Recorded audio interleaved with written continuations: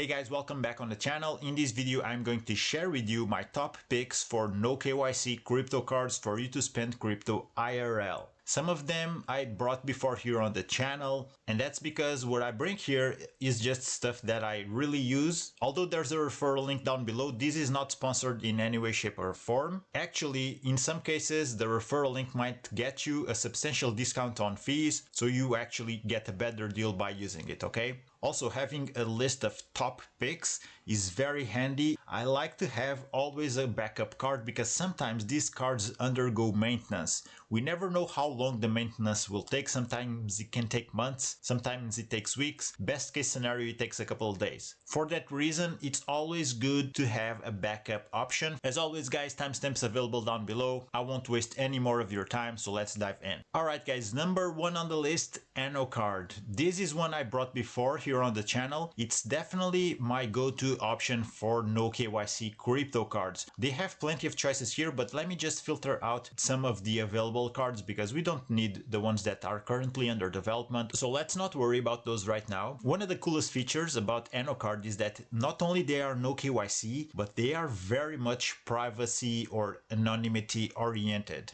This is developed by the anonymous coding cult community, and they are very much focused on that. Privacy oriented services for users. You can see the bot here. If you use my referral link, it will pop up the Telegram bot straight up, and you can see there's an option here, create me an anonymous email, straight from the AnoCard bot. This is just one of the many things they do offer when it comes to privacy and no KYC services for users. But actually what it makes this card to stand out is the fact that when you load it, and you can load with plenty of crypto, I'll show that in a second, but when you load it, the funds go to Monero, to a Monero wallet, and then from the Monero wallet mainnet back to fund the card. This makes it virtually impossible to trace the origin of the wallet which loaded the card with some funds. As you may know, crypto is pseudo-anonymous. If someone knows your wallet, they know all the transactions that your wallet did because everything is recorded on chain. This Monero layer, it's a cleverly designed mechanic that the dev came up with to make it truly anonymous. So no one knows where the money came from, no one knows what wallet funded the card. That pretty much puts AnoCard in top of the list of my favorite no KYC cards. But the perks of using this don't stop just there. So let me just show you here. I'm just going to show you the sheer amount of crypto you can fund the card with. So after you select the card, you are then able to choose the type of crypto, the cryptocurrency, the token that you want to load the card with. And there are so many options here on the list. As you can see, I already scrolled through dozens. Just look at the sheer amount of tokens here. You're better off using just a search button here to say load it with Bitcoin, and then it shows you all of the Bitcoin named tokens from wrapped Bitcoin.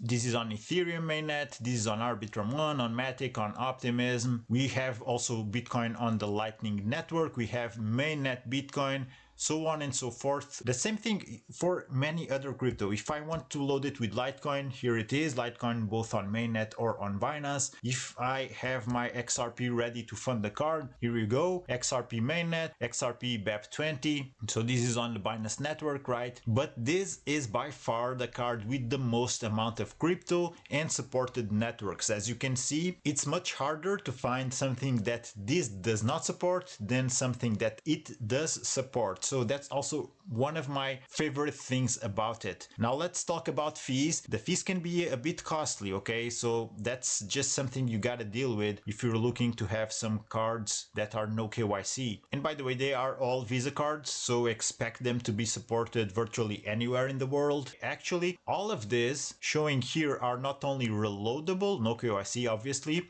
but also support Google Pay, Apple Pay, or sometimes just one or the other. This one just supports Google Pay. Okay, so pay attention to that. All of them do support 3DS transactions. This is a big thing. AnoCard is actually one of the first that I came across that did support this, making it so much more easy for us to manage things in real life, because sometimes you come across a merchant that has this 3DS for extra security when processing payments, and some crypto or most crypto no KYC cards before, they didn't support this. AnoCard is one of the first that started to support this, okay? Now about fees, they start at 5% top up plus exchange and gas fees, which are going to be a bit above average because of that whole Monero layer that I told you, but it's the price that you pay for privacy and to keep your finances completely traceless. But there's even one here that goes up to 8%. This is for a reason, okay? And also this has a one-time creation fee of $100. It might seem too much compared with the others, but this is more for European users because you see the card is pre-funded with euros and the card uses euros as balance. This is because whenever you are paying with dollars, most of the cards by default, they will be using dollars as balance. And then when you are spending into euros or some other fiat, you will pay a transaction fee in every single transaction because of that. So if you are in the European Union, you probably want to go with this one just because of that, although it might seem too much up front, but in the long run, it will definitely make up for it because you will not have that consistent transaction fee adding up every single time. So if you are planning to use this a lot and you deal with euros or you are in Europe, definitely consider this one. It has that higher fee, but in the long run, it will be very much worth it. This also comes with a lower limit, so that's a con, but still $50,000 max limit for the card. It's still enough to go around, I would say. All the others, they have very high limits as well, so 100,000. Great card overall. It already comes pre-funded, so from this one-time creation fee, this is something you only pay when you issue the card for the first time. The card already comes pre-funded, you run out of money, it's reloadable, and this is pretty much the average fees when you are using no KYC cards. But you can lower these fees, and the way you do it is by either using Telegram stars. I don't use this, to be honest. I'm not that big of a Telegram user, but some of you watching might have these Telegram stars. But once you pay this, your card prices will be decreased and also the maintenance fees. The same thing for ACC.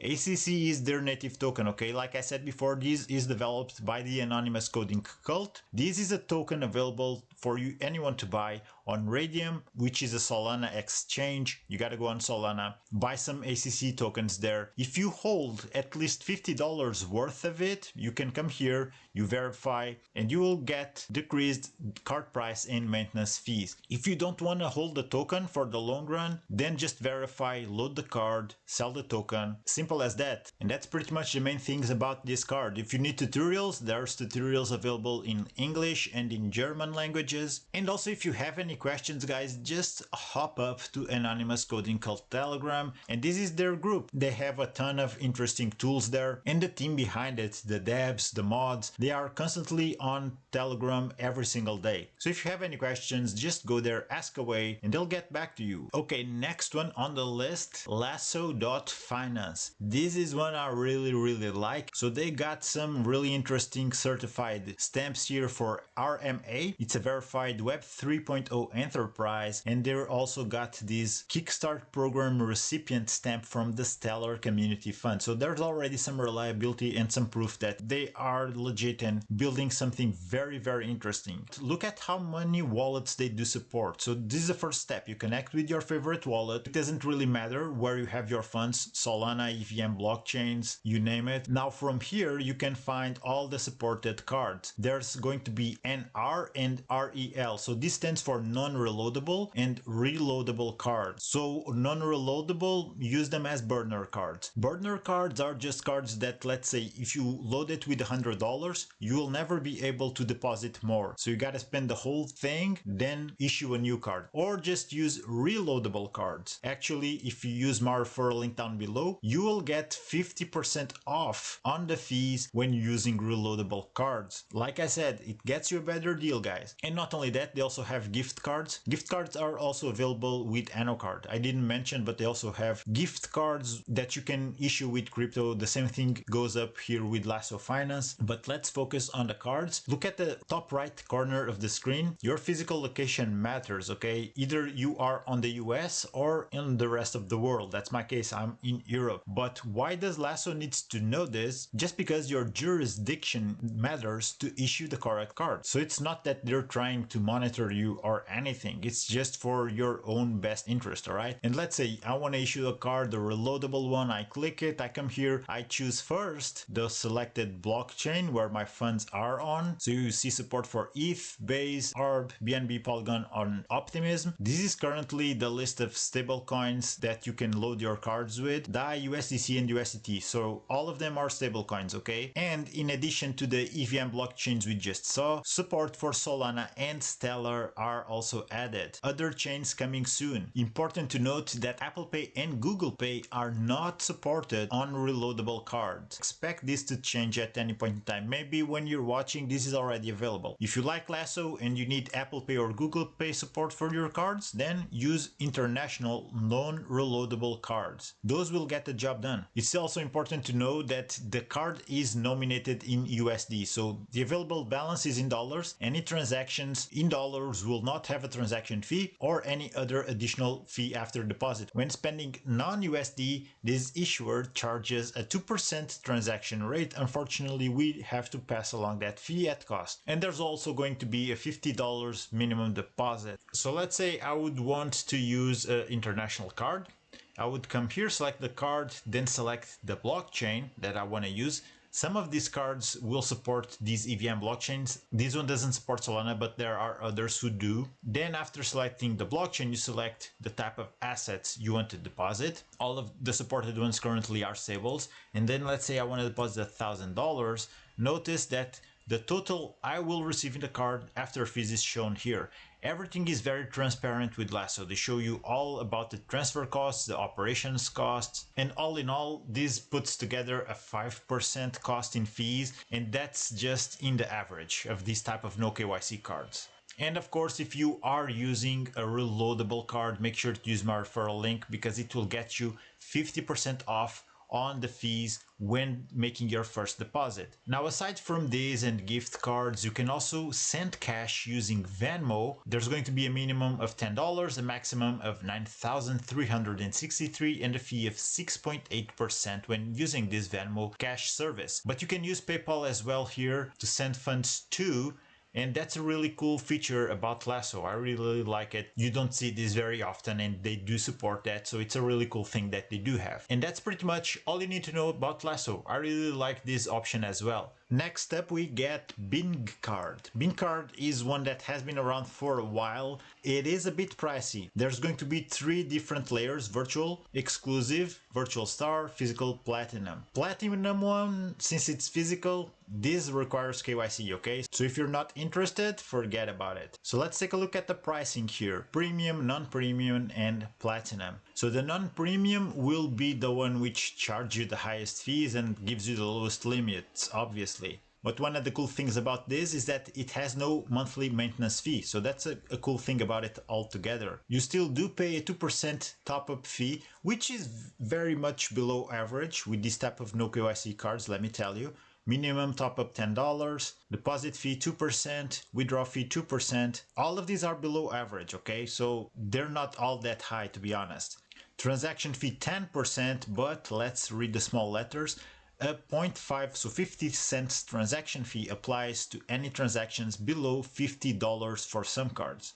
Then there's also cross-border handling fee, 1.5%, which applies to transactions made in non-US regions with a minimum charge of 50 cents per transaction. This is standard practice with no KYC cards, guys. It's something that you will see very often when you do your research about no KYC cards. But still, I think Bing card is a good option because altogether the fees are below average. Next up is bit.store card, bit.store. This one is a bit tricky, guys, because it's currently under maintenance. The virtual card, which is no KYC, it's under maintenance. It has been for the past few months at least. I believe this underwent maintenance back in March 2025, and it's still undergoing maintenance. Some people that were using the card now have their funds just frozen because of that. The card is not usable so far. They're not giving an ETA, but I do still think it's very much worth for you to know about this card because it has very low fees. You can see there's also a physical card, but this does need KYC, so I'm not going to bother and tell you about it.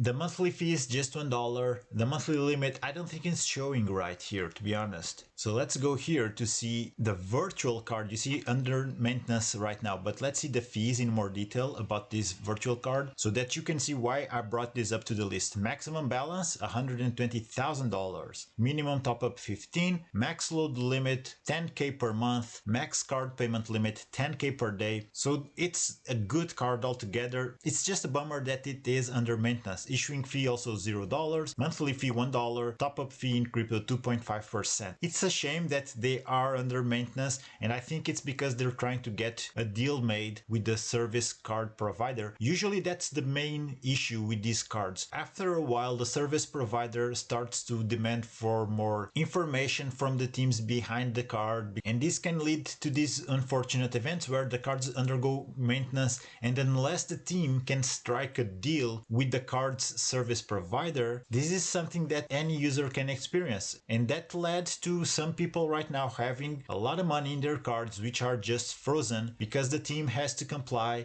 with new demands from the card service provider. So that's something we gotta deal with, and I want you to understand that so that you know all of the risks involved with this, okay? Okay, I'm going to wrap up my top picks with SolCard, which is the no KYC card I have been using for the most amount of time, the oldest one. That's actually the first thing that still makes it to stand out in my opinion. It is a card that stood the test of time. In crypto, that is saying a lot, especially when we're talking about these projects that can be compared with startups. That is saying a lot. Then they also had a big issue when it comes to the card service provider, and that is basically the same thing that the bit.store card has been facing. The difference is that SolCard resolved it brilliantly and no users lost funds. It took a while, but everyone got refunded, and that's also why they did evolve to what they are now, and they have full access, and full access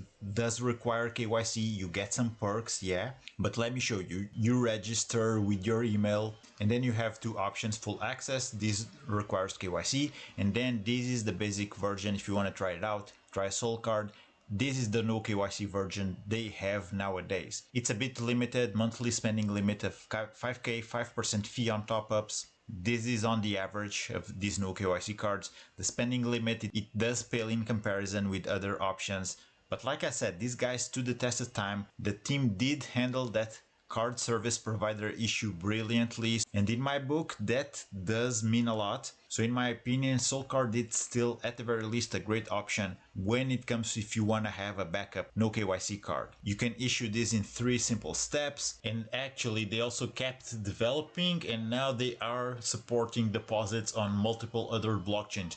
They started out as a Solana off-ramping solution, okay? And right now they support all of this, not just Solana. So you can deposit your stables on AVAX, Base, Ethereum, BNB, Arbitrum, Polygon OP, and also Hyperliquid. So that's a big one. Minimum $20 deposit. So on my book, it's still a great option, at the very least as a backup, okay? And this brings my top picks for no KYC crypto cards list to an end, guys. Let me know which one is your favorite. If you have any questions, also drop a comment. I'll get back to you. Like I said, always good to have a backup option. So take your pick from the list. And also, guys, let me point out that although none of this supports no KYC physical cards, there's still some options out there that do. If you want that video, let me know in the comments. I'll push it out as soon as possible, okay? Alright guys, I'm going to wrap this one up. If you took value from this, like and subscribe for more. Maybe share with someone who is also looking for the best no KYC crypto cards.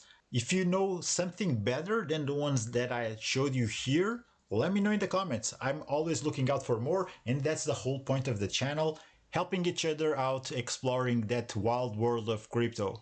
Again guys, thank you for watching. Take care, keep exploring crypto. I'll see you on the next one.